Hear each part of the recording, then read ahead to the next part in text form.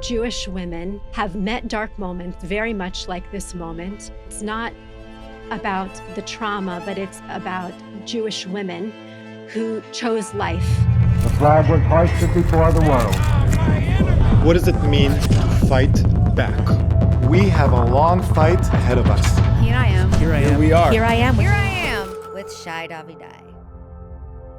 Guests today are Julie Silverstein and Tammy Schlossberg, co-authors of a new book called Chutzpah Girls that's coming out November 25th, 2024.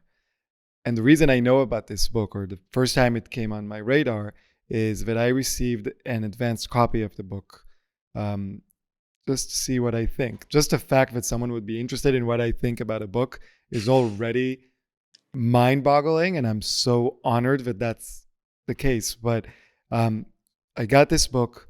It's 100 stories about strong Jewish women throughout history, past, present, and hopefully future. And I spent a week every night reading the stories with my son, who's 8.5 years old. And at some point, my son said, "You know what? You should have them on your podcast." My son, who loves podcasts about Greek mythology and about fairy tales and about superheroes and about history, when he said that, I had a glimpse of what's it like being a Jewish kid at that very moment. And I said, that is an incredible idea. So I emailed Julie, asked her, is this something that you do? Is this something that you would be willing to do? And she was so gracious to bring in Tammy, her co-author. So Julie and Tammy, thank you so much for being here with me. Thank you for having us, Shai. Thank you, Shai. We're so honored. And please tell your son he's our number one fan. Yes. And you know that we wouldn't be Chutzpah Girls if we didn't ask you a question. Go ahead. I love chutzpah. Love to know how you came up with the name for your podcast and what does it mean to you? Yeah, here I am with Shai Davidai. I had two contenders for the name of the podcast. The first one was Facing Goliath, because I really felt like we are at this moment where we're facing this huge, immense fight everywhere all the time. And I feel like I'm facing Goliath and I need help and I need wisdom and I don't know how to do this. And I spoke with a friend of mine who's in Israel, Eitan Chitayet, and he said, don't center your narrative around them. Don't make what you based on what they are, because then you need them to be yourself. So instead of facing Goliath, I chose Here I Am. And Here I Am is a phrase that keeps coming up in biblical stories when someone is being called to action, either by God, either by their community, and they say, Here I am. And I found that so important because we are all being called right now.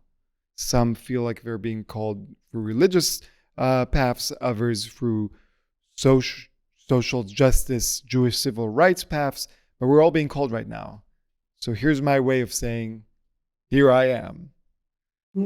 It's such a powerful pronouncement of your readiness to act, to stand up, to speak up. And it's certainly a call to action for all of us. And as you said, for those who speak Hebrew or those who read the Tanakh, they'll know that Here I Am points to the phrase Hineni, which, as you said, comes up numerous times in the Tanakh. As tellers of women's stories, we feel it's important to perhaps drape another layer of consciousness on that phrase.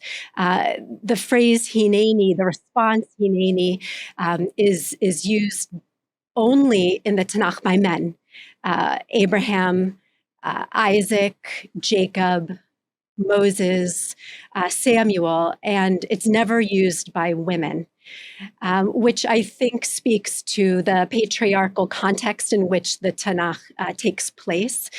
We have men stepping up as leaders, men who are the communicators with God. That tends to relegate women to these supportive roles, and yet we see women stepping up very much in the spirit of Hineni with the same passion and the same readiness to serve throughout the Tanakh. We see Hannah, who offers up her son to serve God very much in the same way that Abraham says Hineni and offers up his son Isaac in the Akedah story, the binding of Isaac. Or we see Deborah charging forth to lead the people into battle. And we see this for Jewish women throughout history, the Jewish women who picked up the sword and met physical adversity, whether it was Tzivia Lubetkin, who was a leader in the Warsaw Ghetto Uprising, or her daughter, or her granddaughter, Roni Zuckerman, who was the very first fighter pilot for the IDF. We see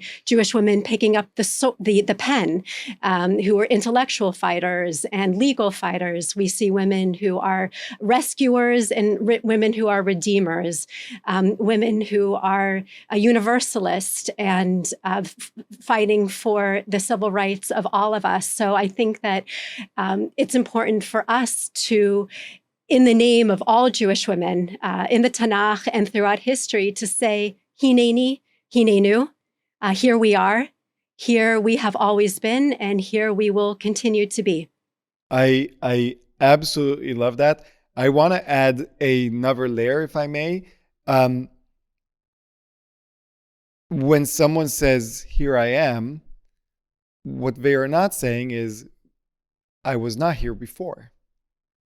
And I think the fact that we don't have female characters in the Torah saying, here I am, is not an admonition of their lack of action. In fact, it shows that they are there all the time. There is no need for them to come and say, here I am now. They are being called all the time, and they are unfortunately been relegated into supporting roles in the stories that were mostly told by men. But they had equal roles in everything. And I give my own personal experience where everybody sees me and says, look, it says, here I am with Shai Davidai. What you don't see is that 50% of everything that I've been doing since October 7 is my wife, Yarden Greenspan. She didn't come and say, here I am, Yarden Greenspan. She is just fighting there with me. So it's very important that whenever we look at a story, and if it's a historical story, a biblical story, a story that's happening right now, is that we also focus on who is not in the story. Because just because they're not in the story doesn't mean that they do not play an instrumental role in it. That's right. And I think that very much speaks to what we feel is our purpose as Chutzpah Girls, to give voice to those stories that happened, but perhaps just weren't told or weren't shared.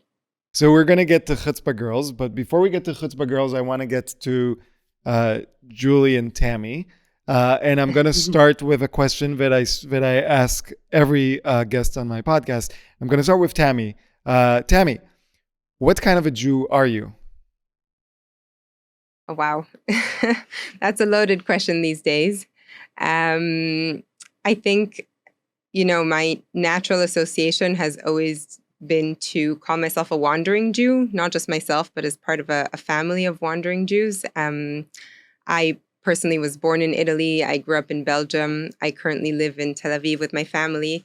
And, these places are very different, not only geographically, but also in terms of what they represent. I think Jewish life in Belgium was a lot more sheltered, a lot more traditional. And I currently live, in one of the most progressive and liberal cities in the Middle East. And so I think for me, it's always been walking that line between the past and the future, the old world and the new world, tradition and progress, wandering, I think, in that sense. but also having role models in my family of wandering Jews who, sometimes were forced to wander due to persecution and sometimes out of choice and opportunity, but always met the occasion with, I think, an extreme strength of character and some might say chutzpah, and have definitely served as role models in terms of, how I view the wandering. And I think that's essentially what we're trying to do with the book as well, kind of looking at our collective heritage, not only through the tragedy and the oppression, but also through the chutzpah and the strength and the resilience of the women in our heritage. And we're gonna get to the book and what is chutzpah in the first place. But Julie, how about you? What kind of a Jew are you? Perhaps similar to what Tammy said, I see myself as part of a collective. It's hard to think of a single Jew, but I feel very much that I'm part of a continuum of a Jewish story that goes back in time and forward in time, just simply a link in a larger chain, a larger story. And I think that relates very much to what I see as my personal purpose, to be a storyteller, as opposed to someone who's an historian who's focused on the past, looking back to the past, or someone who's an activist or an advocate who's fighting in the moment and looking to create a better future. A storyteller is someone who's in between, who's trying to tell a story to make the past make sense and have greater meaning to the current generation, so they can move forward with greater strength and clarity and conviction. I grew up in the United States. I'm the product of two very strong female matriarchs. My father's family were proud Jewish atheists, intellectuals, academics. My fraternal grandmother was an Egyptologist. She studied and researched and taught ancient Egyptian history. My mother's side of the family were observant Holocaust refugees, arrived in San Francisco to rebuild their shattered lives. My grandmother sold shaitels for a living.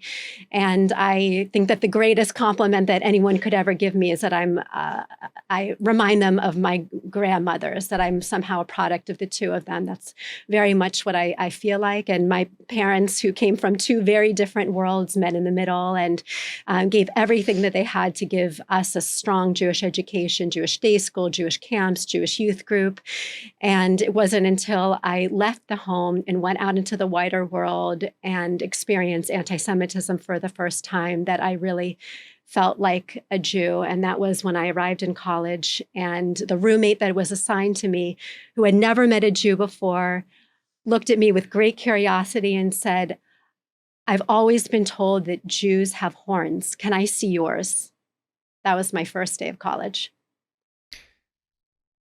Wow. I've heard a lot of people recount such stories, but I've never actually met someone who was asked personally that question. What was your reaction? Like, first of all, we should say, because people listening in, Julie does not have horns. So, but what was your reaction? How do you react to someone that says, "I've heard that you have horns"? I think it's one of those moments that just takes your breath away. And it was a moment I wasn't prepared for. And I sort of dismissed it jokingly, and I remember that night going to bed and feeling around and just making sure that they weren't there. Well, that's an interesting thing that you just said. That going to bed checking if I actually do have horns. It's like when the hate is so strong and so normalized and routine. And this isn't like in the 12th century. This is the 20th century, I assume, when you went to college. Then you can't help yourself but think, am I crazy? Maybe I do have horns. Maybe I am, as bad as they say I am. I think it's a moment where you understand your place in the world for the first time. you grow up with all that love and all that pride and all that cushioning, and then you step out and you see the world clearly, and you see your place in the world clearly. And I think October 7th did something similar for all of us. It removed the blinders. So let's talk about that, because you've mentioned that you are wandering Jews, that you're observant Jews, atheist Jews, strong Jews, proud Jews, storytelling Jews.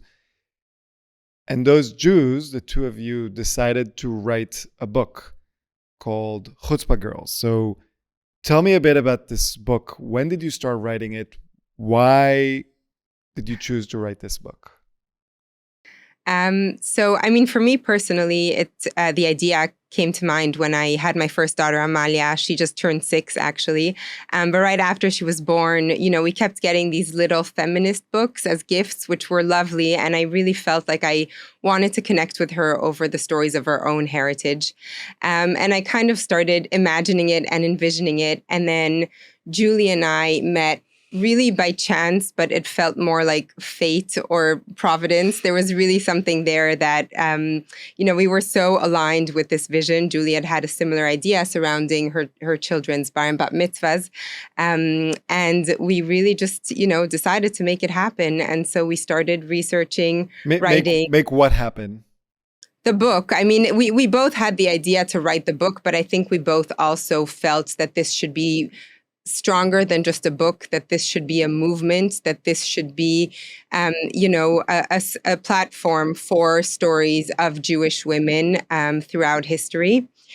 And we really decided that we were going to create a book that was fully about women, but also by women. So we reached out to 12 female Jewish artists around the world. And we were lucky enough to work with some of the most talented and diverse artists out there. And what was amazing was that, some of them ended up having personal connections to the women that they depicted, not even knowing to begin with that those were the women that they'd be allocated to. And so there's really this connection throughout the book that made it even more meaningful, I think, for everyone involved.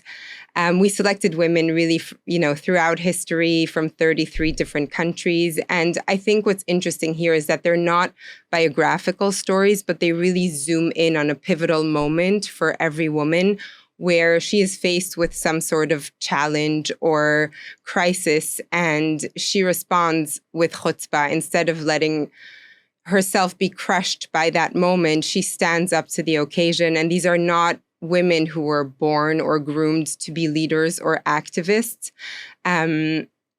but they stand up and they rise up in a moment of hardship, and they leave their legacy in that way. And I think, when we first started this project, it was really to ensure that there would be more stories about Jewish women out there. But of course, as Julie said, since October 7th, this has taken on a completely different scope.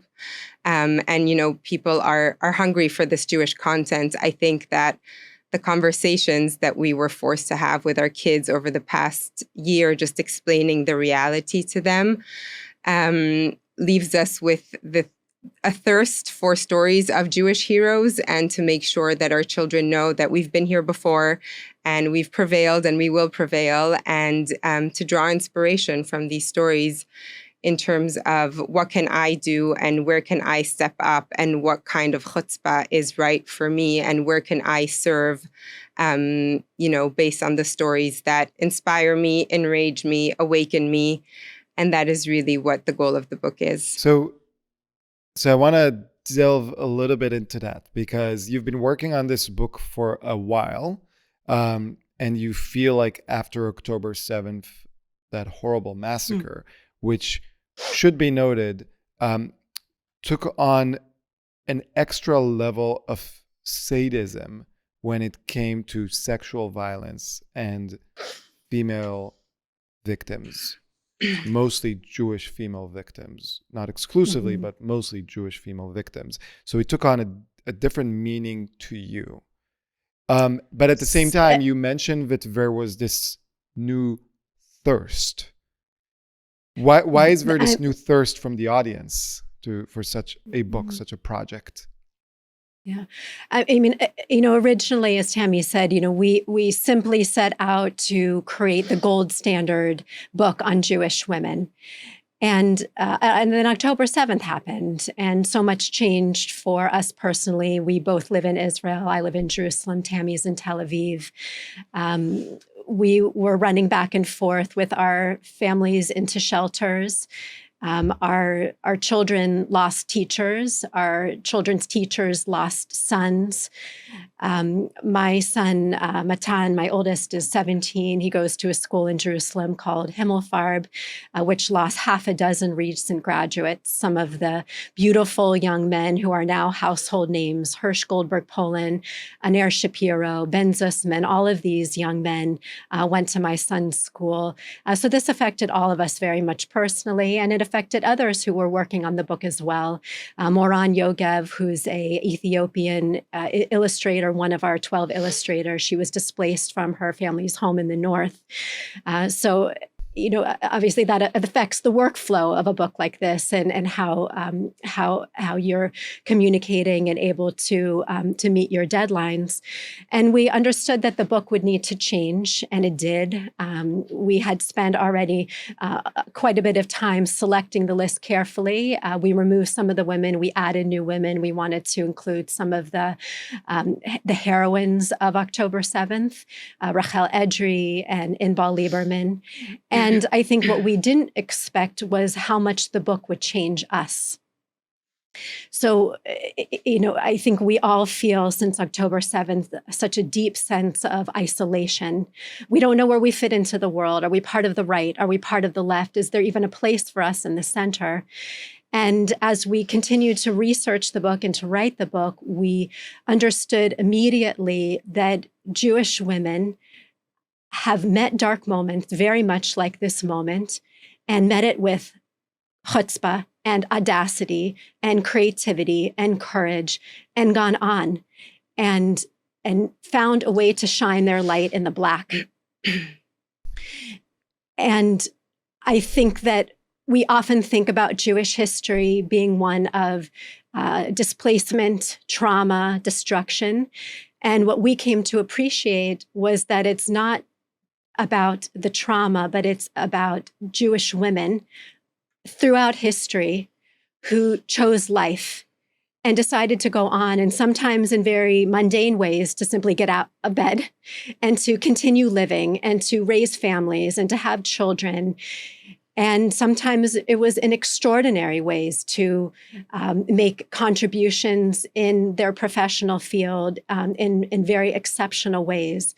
But it was Jewish women who chose life and said, Hineni, here I am, and I'm going to keep going. And so I think our hope is that through this conversation and through the book, that your listeners will take the time to learn about the stories of Jewish women and never feel alone again. Yeah. And just to add to that, Shai, to answer your question, I think you touch on a really important point, which is that Jewish women have faced a double level of discrimination throughout the ages, but also now they face discrimination as women and as Jews. And that is something that, we have seen through the topic that you specifically mentioned now. We did not include those stories in the book because, we wanted to make it age appropriate. But of course, that is something that we felt needed to be addressed. And that is why this book is so vital right now for Jewish women to be reminded of their power in a moment where they're being discriminated both as women and as Jews. Yeah, and I think that highlights an important irony, or I would even go and say hypocrisy, amongst the very progressive extreme left right now in Western world, which for years has been pushing this idea of intersectionality, which I completely agree in. The idea of the intersection of each person's different identities, and that was done so that no one gets overlooked with their identity. And yet somehow, when the intersection of woman and Jewish come together, that's where the invisibility happens the most. Unfortunately, when we look at the reaction of feminist organizations in the United States, we look at the Judith Butlers and Cynthia Nixons and Angela Davises. And I want to ask, because you said that you have also learned about yourselves in making this book, both before October 7th, but also after October 7th. What is one thing that you could say you've learned about yourselves from this book? That's a really great question. I think, to me, what was remarkable to learn from these stories was to see how very often, there are many different types of chutzpah. And, different moments require different types of chutzpah. And even one person throughout their lives could have, different callings. And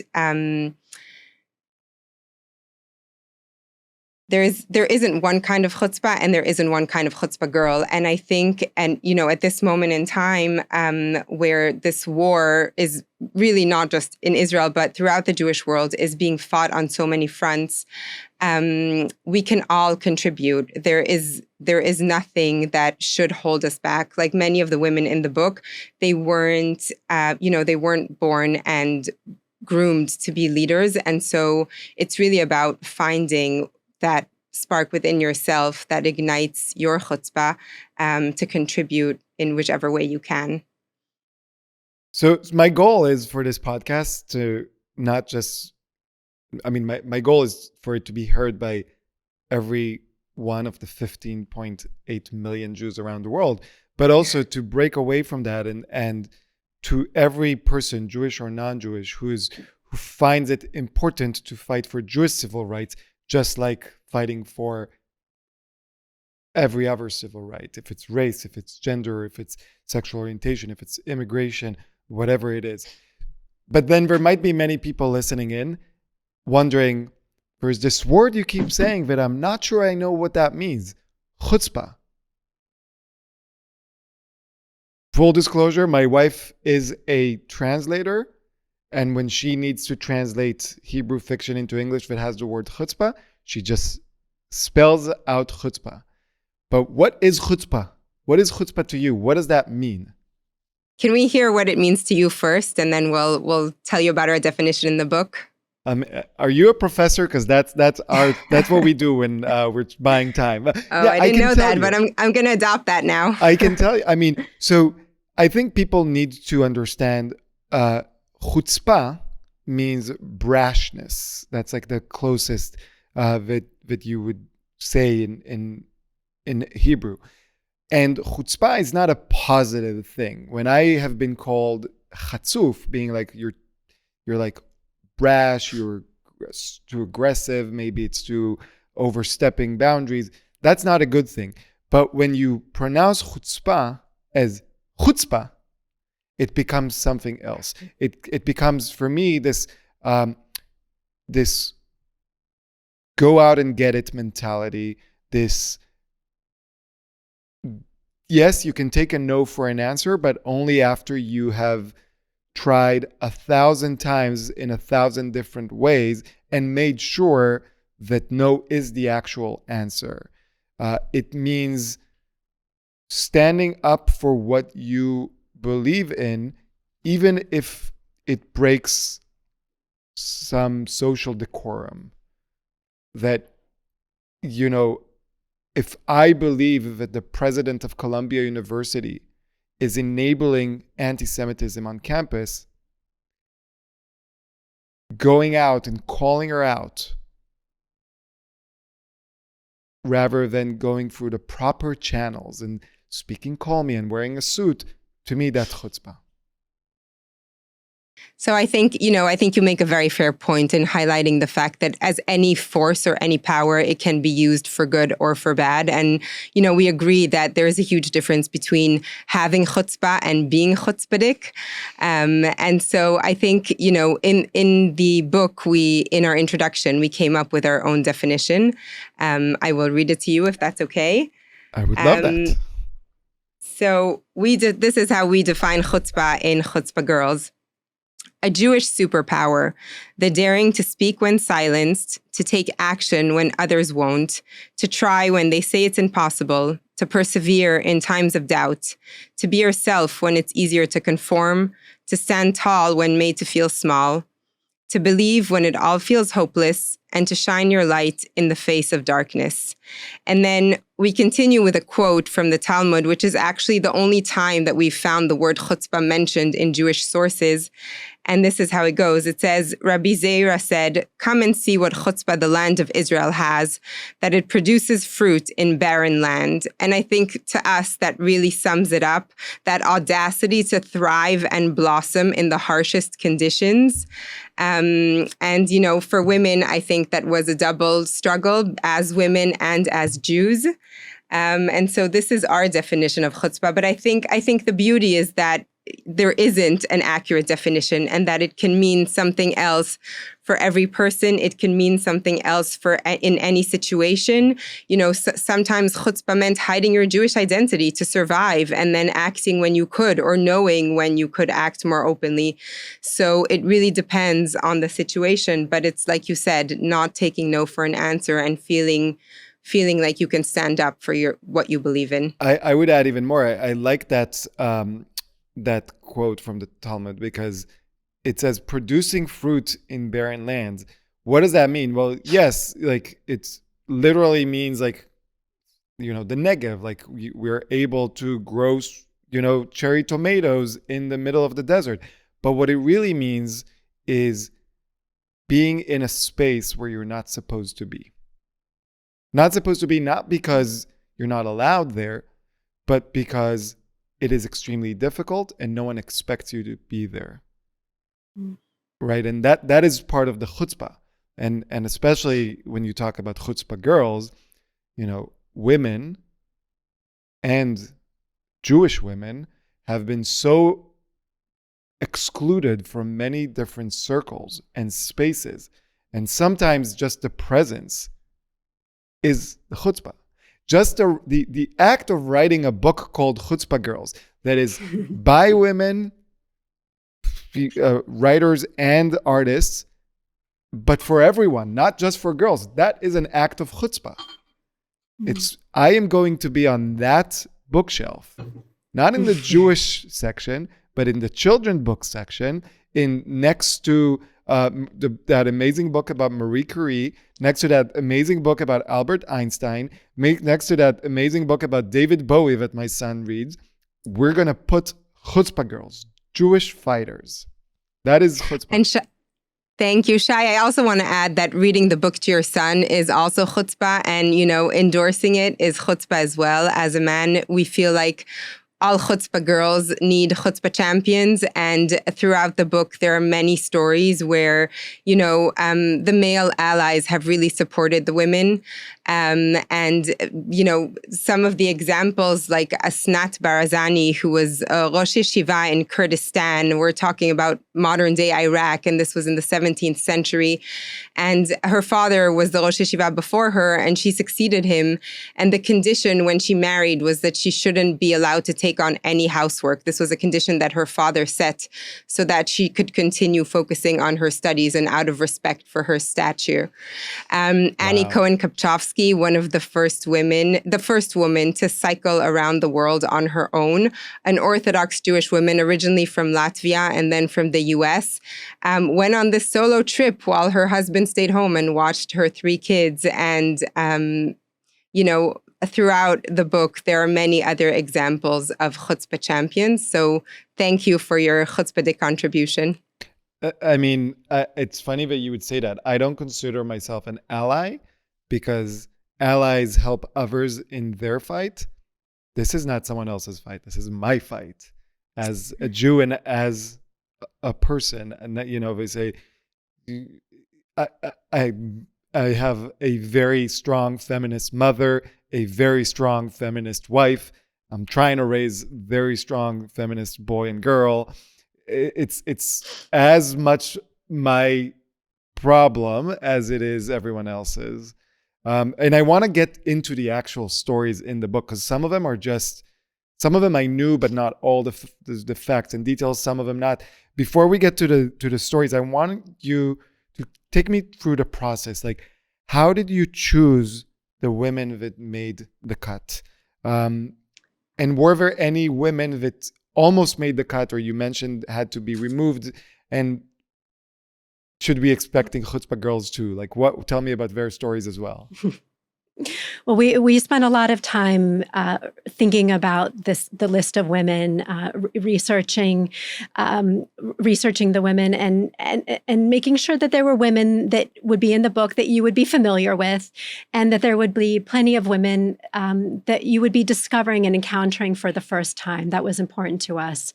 It was important to us that the women in the book would not be incidentally Jewish, but would be proudly and openly Jewish women that lived their values and made Jewish choices. Through the selection of women, we wanted to be able to tell the Jewish story. So we wanted to ensure that there was geographic diversity and historical diversity. And we're including Jewish women who are Mizrahi, Sephardi, Ashkenazi, Persian, Indian, Ethiopian, and all in all came from over 30 different countries. Women that made professional contributions across a variety of different fields, from the arts and entertainment to math and science. And our hope is that the greatest criticism that we receive for the book is, what about her? Why didn't you include her? You should have included her. Because 100 is nowhere near a complete and comprehensive list of Jewish women. We would love to be able to put out a second book, and that this should just be the very beginning. Is there one chutzpah girl in specific that you felt at a hard time not including in the book just because of space considerations? We have a full list of those, and the stories just keep coming in, especially this year. They're endless, what the women have done around the world, but especially in Israel. So there definitely needs to be a Chutzpah Girl 2, 3, a podcast, and that's our hope. There are many, many stories that are still untold, and we hope to tell them. So let's delve into them, and we're gonna mention just a few of them. Trying to get from more like chronological order, we'll start with like maybe the very beginning, the Matriarchs. Before you tell me one or two Chutzpah Girls from the Matriarchs, I'm going to ask you a question that might be a bit controversial for some of my listeners, and I'm asking it not to provoke, not to offend, but really out of complete curiosity. Why include women from the Bible? Why not start with Chutzpah Girls that we have other historical records of them? Why was it important for you to include that? I think that's an excellent question. And I think, this book is unique within its category in the sense that it is Jewish. And so we have that. We're fortunate to be able to link back to biblical times throughout our heritage, throughout our history. But I think it also poses a unique challenge. It's how do you make those, more traditional Jewish values relevant to a generation that values achievement, fame, individuality? Those values don't always align with each other. And while there are, I think, biblical women who would align with, our modern day view of leadership, whether it's the female warriors like Judith, or the judge like Deborah, or the daughters of Tzlofchad who spoke up for equality. There is something very foundational about the matriarchs and the values that they represent, which I think, this year we have seen more than anything, in the mothers who have risen up from the darkness with the strongest force we have ever witnessed, I think, at least in our recent history. And I think a lot of their values were reflected, a lot of the matriarchs' values were reflected in the way some of these women led, their campaigns. And just to maybe to give an I example. would say, I would just interject one thing. I think the greatest chutzpah girl of all in current times for me is Rachel Goldberg Polin. And the going back 25 years, Israel used to have an organization that was started by mothers fighting to end the first Lebanon war, mothers of soldiers, and they were called Arba Imahot, 4 mothers, going back to the matriarch, 4 ancestral mothers. So I think you're really hitting on something here about that connection. So tell me about like a chutzpah matriarch. So, I mean, you brought up Rachel Goldberg Polin, who is, the ultimate chutzpah girl for us this year and will absolutely be included, not even a question, in the next book. And I think, there have been many parallels drawn between her strength and the strength of the matriarchs. But I think for us, we really recognized it in the story of Leah Imenu. And her story is actually kind of tragic because she's tricked into a marriage by her father to a man who loves her sister, and she tries to win his affections, and it doesn't work. And she could have drowned in that misery. And instead, at some point, she chooses to shift her perspective to one of gratitude. And it says that, after she gives birth to her 4th son, Judah, she decides that this time she will thank God. And she recognizes that giving birth is not a given. And many of the matriarchs, were barren for many years. And for her, it was very easy.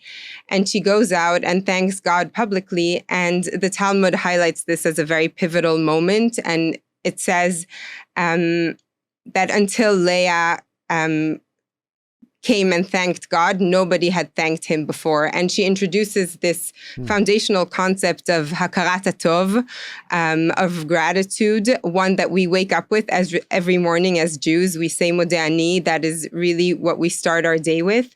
And, I don't think there's one person who didn't watch Rachel's eulogy for Hirsch, but even there, she recognizes that and she says, I want to start with hakarat tov and thanking God for giving me the honor of being Hirsch's mother. And this woman has every reason in the world, and it would be completely legitimate for her to turn to blame and to anger. And instead, she focuses on gratitude. And I think, that is probably one of the most powerful examples, that and the entire way that she has carried herself throughout this entire year, is probably one of the most powerful examples of why we included the matriarchs and why these values are not only relevant, but vital for us to survive, not just in this moment in time, but always, and how that should be the perspective that we adopt. And in a way, I think by stepping up, by exhibiting chutzpah with such poise and elegance, but also determination, she has become all of the hostages' mother.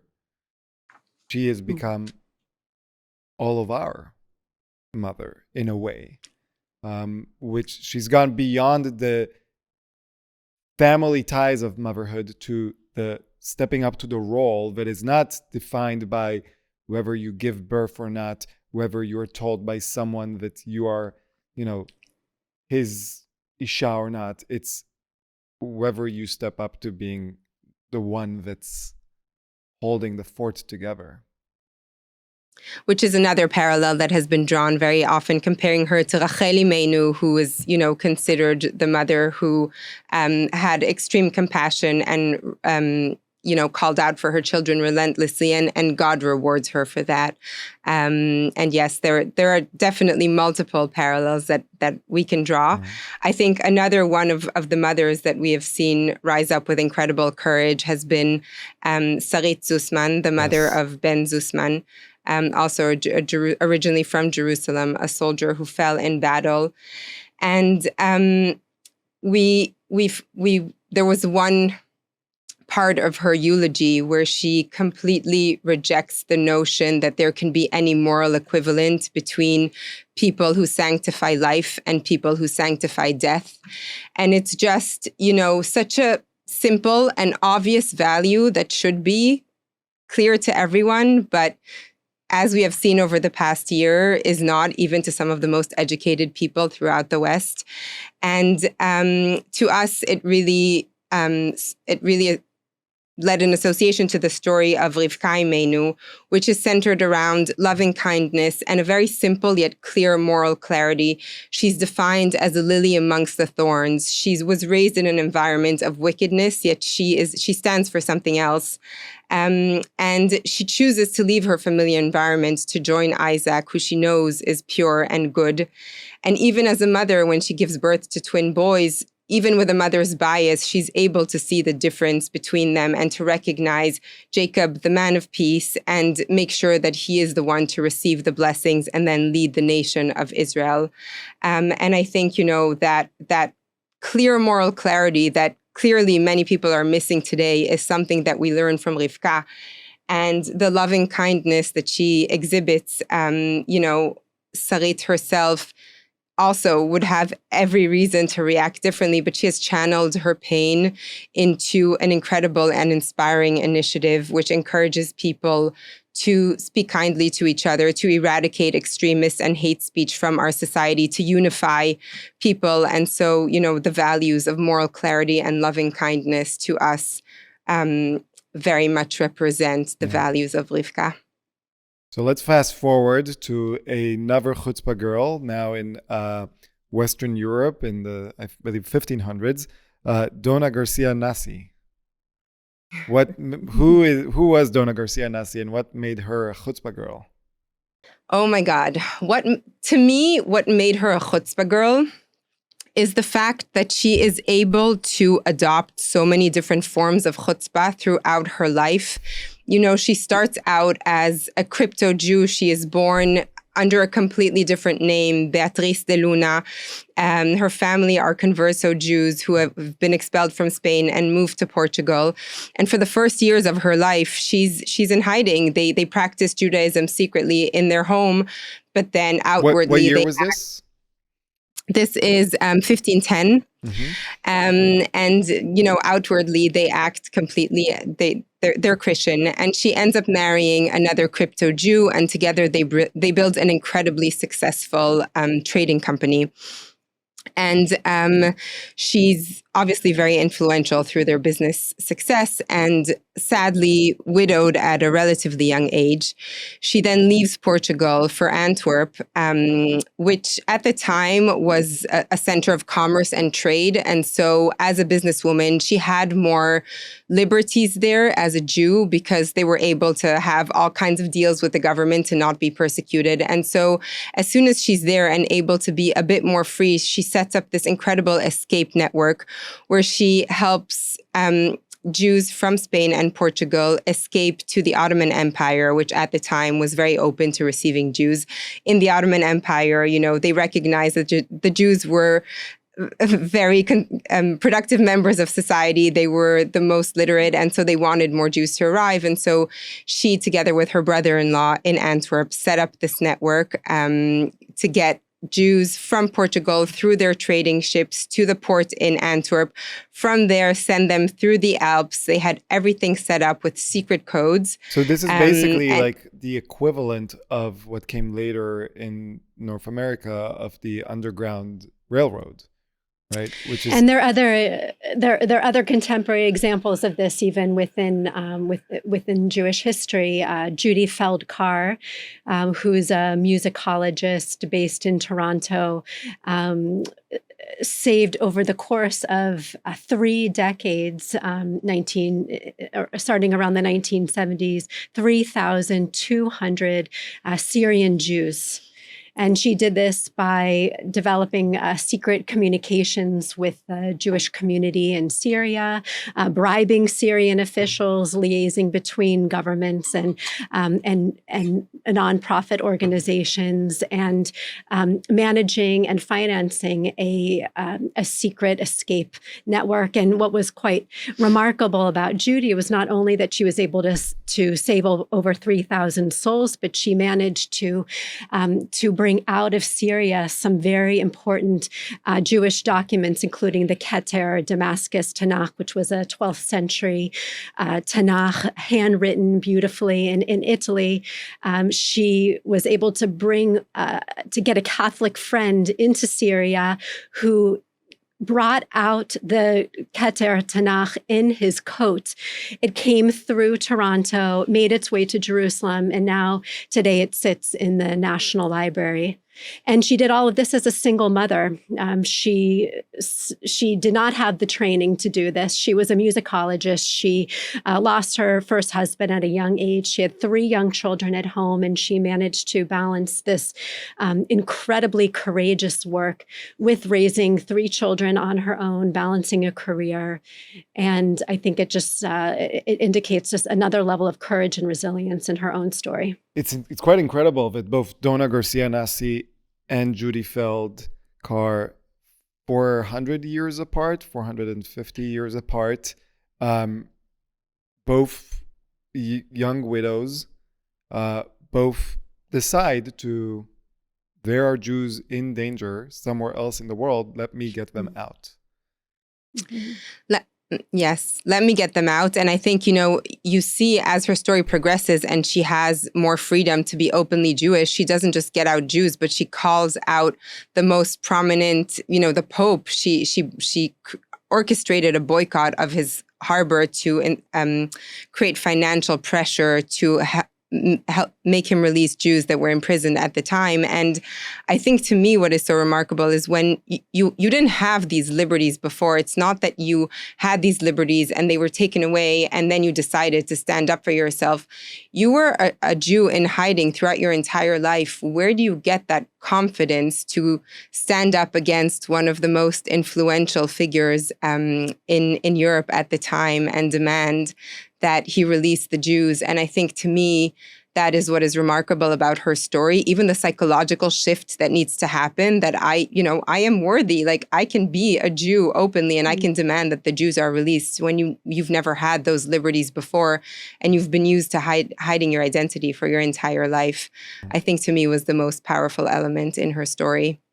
So let's go from Chutzpah Girls saving Jewish lives to Chutzpah Girls saving the Jewish identity or narrative, I could say. What made Eliza Davis a Chutzpah girl? Who was she? Oh, Eliza Davis is definitely a Chutzpah girl. Okay, so Eliza Davis is the champion of respectful dialogue, which I think, in this day and age is very rare to come by. What country, what years? Yeah. Okay, so she was born in Jamaica. And then moved to the UK. We're talking about late 19th century. She and her husband end up buying Charles Dickens' home. And Eliza Davis is the daughter of a Jewish cantor raised in Jamaica. She is a mother of 10 children, a stay-at-home mom.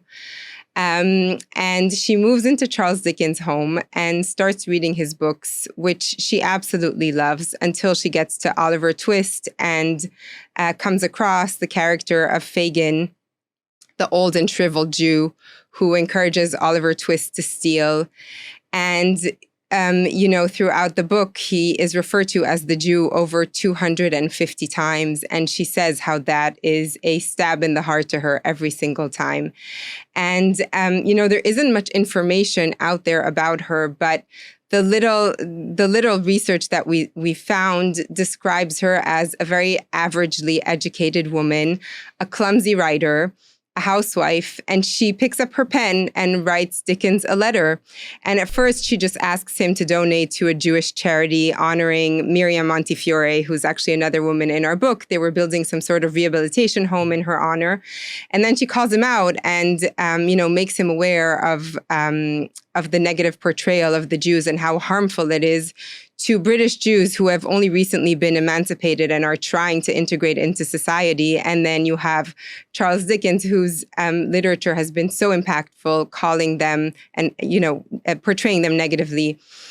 And the remarkable thing is that he responds and he sends her a check for the charity and he apologizes. And he said, I'd never really met Jews before until I met you. And this was the portrayal that I had. And it seemed right to me at the time. And that was it.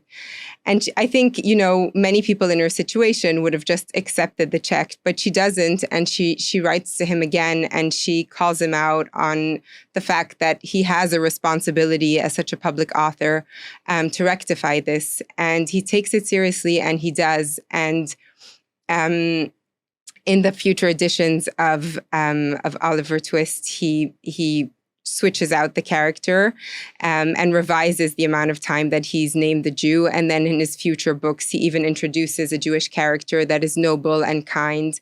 And the exchange between Eliza Davis and Charles Dickens is actually the largest exchange of letters that was found between him and anyone outside of his immediate circle. So he really engaged with her.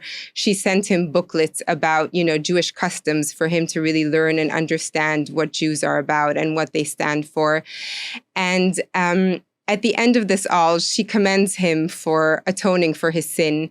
And I think that is a beautiful message because, we can change people's minds.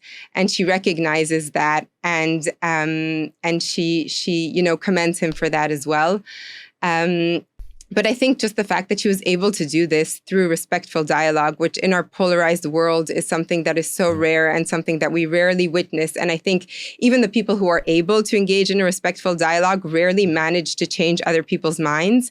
And so the fact that she's able to do this just by writing him a letter and get him to actually act and rectify his wrong is truly remarkable. It is incredible. And it does remind me a little bit of my own wife, then Greenspan, who is one of my personal Chutzpah Girl heroes, who on October 10th printed some posters of the kidnapped hostages, who she helped actually create those posters. She wrote the text. Wow. She's a translator of the artist that did. She wrote a note and she gave it to Mark Ruffalo, who has a huge audience and has not been speaking up. He said, you have an opportunity. This is 3 days after the massacre. Unfortunately, unlike Dickens, Mark Ruffalo didn't rise to the occasion, but Chutzpah Girls got to keep trying. Let's fast forward for so many that I want to talk about, but because of lack of time, I want to talk about two very, very different Chutzpah Girls from October 7th, who fought in very different ways. Rachel Edry and Inbal Lieberman. Tell me about Rachel and Inbal. That's right. I mean, these are two women in and of themselves who could tell the story of the modern state of Israel. Inbal and Rachel are born almost exactly 40 years apart. They're from two different generations. Rachel is the daughter of immigrants from what is now modern-day Iran. Inbal grew up on kibbutz Nir Am. She's multi-generations on the kibbutz from an Ashkenazi family. They both portray very different dimensions of female strength. Inbal was a combat veteran in the IDF, And she was the very first woman to be appointed head of a kibbutz security in the whole southern Shar HaNegev area. And on the morning of October 7th, she is awoken by air raid sirens. She does not wait for instructions from the army. She goes and she opens the armory. She prepares the weapons. She gathers her 11-man volunteer security team. She positions them strategically along the kibbutz border fence. She runs door to door to make sure that families are sheltering safely in pace. And she's manages to hold off any infiltration from the Hamas terrorists for hours until the army comes. And basically, she saved the kibbutz, and she's only 27, if I'm not mistaken. 20. That's right. I mean, she's. I think she was even 25 at the time this happened, and her story. Also has parallels to women from the Bible. You asked, why do we include matriarchs? Why do we include women that go so far back and not just contemporary women? And I think when you read them side by side, and the book is ordered alphabetically, so you're not moving from kind of black and white sepia tone history to the current day. You have this experience of encountering contemporary and biblical era women side by side. Inbal's story parallels so much the story of Judith. Judith was a woman. She was a Jewish woman. She's a widow living during the time of the Assyrian Empire. Her town of Bethulia is under siege from the Assyrians. And rather than waiting for instructions or waiting for someone to come in and save her, she takes off her mourning gowns. She puts on a beautiful cloth. She walks out of the gates of Bethulia into the enemy camp. She earns the trust of the enemy general. And when he falls asleep, she unsheaths his own sword and takes aim at his neck, and in a single swoop takes his life and goes back to Bethulia. She warns the Jewish residents of what has happened and to attack at dawn. And when dawn comes, they attack, and the Assyrian army is in disarray because they no longer have their general at the helm. And they flee, and the town is saved. And we see two women who took matters into their own hands. They took action. They both picked up the sword, so to speak, but they didn't wait for anyone else to save them. They took matters into their own hands. Rachel Edrei is a very, very different character. She very much uses the intuitive, nurturing strength of a woman to survive an extraordinary day in her home. She and her husband. So Rachel is. She on the morning of October 7th, she hears the air raid sirens going off. She runs to the public shelter in her town. She returns home, and Hamas terrorists jump through her window, and she is now faced with a very precarious situation with Hamas terrorists in her home, and she manages to entertain the terrorists for over 17 hours. She serves them tea, she serves them cookies, she sings them Arabic songs. One has a wound on his hand. She bandages his wound, she strokes his hand. So we see not a woman who's flexing her combat prowess, but someone who is drawing on the unique female strengths of a woman to nurture, to care, to feed. And this also has parallels in biblical stories in Yael and in Abigail, who encounters a very angry army and meets them with a peace offering of food and appeases them and is able to avert a war. But both incredible stories in their own different ways. Before we end, I want to ask you, of everything that you've read, if you could give just one tip, each of you, just one point, how to raise a chutzpah girl. And a chutzpah boy as well. but how can I make my 3-year-old daughter, what best can I do to raise a chutzpah girl?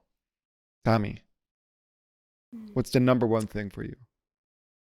The number one thing I think would be to model it, and you're doing a great job, Shai, so we're not worried for your kids. But really showing them, I think really showing them that you stand up for what you believe in. And I think that is probably what creates the best chutzpah kids. I think also having, part of the reason that we created this book is visibility and being able to see and read and hear stories about other people that you are connected to at the end of the day. Because even throughout writing this book, you come across people from countries that you're in or professions that you dream of being part of, and you didn't know that existed before you were exposed to it. And so I think exposing your kids to the stories of other heroes, especially within our heritage, is important. Incredible. Julie, how about you? One tip. Yeah, stand up, speak up, don't give up, and find of yourself a hero. I love that. Stand up, speak up, don't give up. So every episode I end with what I've been calling a Jewish lightning round. It's a list of questions. There's no right or wrong answers. Just give me the first thing that comes to mind. You get one pass each, and I get to decide whether you get that pass. Instead of the pass, can we turn the question back on to you? We'll see. And whoever wants to answer first, just jump in. So, Julie, Tammy, what is one thing people don't know about you?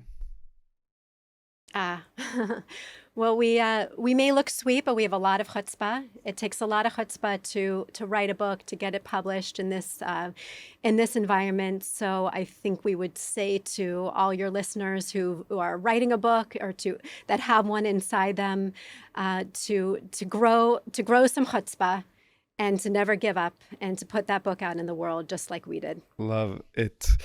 Tammy, what is one thing people don't know about the Jews?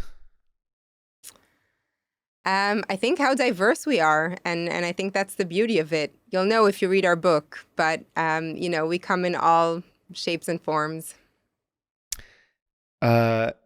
Julie, what is your favorite curse? It can be in Hebrew or English. You may not know this about me, but I have 5 children, and so my youngest is only 2. I always have little people around me, so I don't often get the luxury of cursing. So usually I'm limited to some kind of a trite, confined, polite, oops. Oh, well, let's clean that up. We'll do better next time. But if no one were listening and I were all alone, it would be a wordless, guttural cry to shake the heavens. I love that. This is for both of you. When was the last time you cried? Oh, wow. I think for me, it was on September 1st. My daughter started the first grade, and I took her to school, and I hadn't read the news yet that morning. And then the principal, during their first grade ceremony, announced the news, and I kept it together for the ceremony. And then I went home, and there was this very strange I should say flood. September 1st was the day when we found out that 6 Jewish hostages were executed by Hamas. Yes, so I was about to say that there was this strange flood of pictures on the internet, stories about the hostages, and also pictures of all the people who had just sent their kids to school. And amongst those, there were also pictures of soldiers who had driven for 3 hours to the homes of some of their fellow soldiers who were killed, and they drove there to take their kids to school because their fathers couldn't be there for the first grade. And I think that day was just a nonstop flood of tears. Julie, how about you? I think it was Hirsch Goldberg Poland's funeral. And it hit me particularly hard because I think we have often a way of rationalizing away all of the victims of October 7th to say, oh, well, we would never have been at a festival like a Nova Festival. That never would have happened to us. Or we don't live in Israel. We would never have been in that kind of harm's way. Or they're different from me in this way and that way. And the Goldberg Polans are so close to us. Our children go to the same elementary school and high school and Jewish camps, and there's no space between them and us. We are just the same, and it happened to them, and it could happen to any of us. And hearing her incredibly powerful words every day and at the funeral just hit me like a knife. Agree. Tammy, if you could have any person over for Shabbat dinner from any moment in history, who would that be? We'd love to have you over, Shai. Whenever you're in Israel, you have invitations in Tel Aviv and Jerusalem, I assume. But there must be a chutzpah girl that you would want to have There for must dinner. be a chutzpah girl.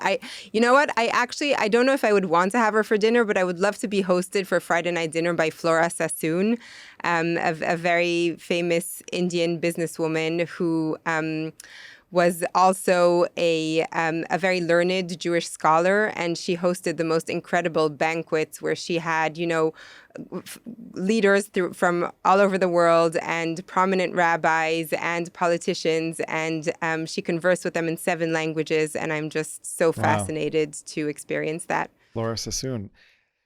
Julie, what's your favorite Jewish holiday? Passover. What's your least favorite? Hillel sandwich. What's your least I love the favorite Hillel Jewish holiday? sandwich. In Israel, Lag BaOmer. Too many bonfires, so bad for the environment. Tammy, when do you feel safest? When I can be myself. When do you feel least safe? I think when witnessing divide and baseless hatred. Julie, what gives you hope? Jewish women. May we each find a hero amongst them, and be able to say in our moments of challenge, Hineni. Here. Tammy, what's the first thing that comes to mind when you hear the words Jewish civil rights? Wow. My association is with civil, and it's not going to rights, but it's going to civil society and the way that civil society has mobilized itself this year. And I think that a lot of the civil rights will be coming from the grassroots and from the bottom up. Finally, this is for both of you. Every episode, I urge the listeners to donate to one charity that does good in Israel or across the Jewish diaspora. Where would you want listeners to donate to this week? That's such a beautiful question. We were really honored to receive endorsements from across the Jewish organizational world. Organizations like Hadassah, Jewish Federations, Lion of Judah, National Council of Jewish Women, Jewish Women's Archive, Jewish Women's International, Momentum. Did I say Hadassah? I hope I did. And others. And we would hope that your listeners will take the time to learn about these organizations and to consider donating to them. Whatever Jewish organization you're donating to, we hope that as a result of this conversation, you'll ask new questions. The question being, how will my dollar or my shekel impact the lives of Jewish women, raise up Jewish women, amplify their voices, and better tell their stories? Where can people find Chutzpah Girls? The book, not in the world. Chutzpahgirls.com. Can you spell that out? Facebook. Sorry. Can you spell we out? spell that out? CHUTZPAHGIRLS.com. And hopefully you'll have a link as well. Um, And Facebook and Instagram. Facebook and Instagram. And please reach out. We'd love to hear, who should be in the next book and who your favorite Chutzpah girl is. Who's your favorite Chutzpah girl, Shai? Right now, my daughter. My daughter is 3 years old. She is teaching Yarden and I what she wants. And it's tough, and it's annoying, and it's exhausting, and I have never been prouder. Because I know that if she can wear me out, which is not an easy task, then there's nothing that she won't be able to achieve in her life. And what a beautiful example of Jewish civil rights, the ability to articulate what it is that we want and need to feel safe and to thrive as Jews in this world today. Yeah. So thank you so much for first giving me of your time, but more important, for writing this book. I urge all the viewers and listeners to get this book. I've only seen the digital copy. I can't wait to have, to get the hard copy in my hands, because the art is just so beautiful, and in addition to the stories. So I urge everyone to go read Chutzpah Girls. Thank you so much, Julie Silverstein. Here I am with Julie Silverstein and Tammy Schlossberg. Thank you very much.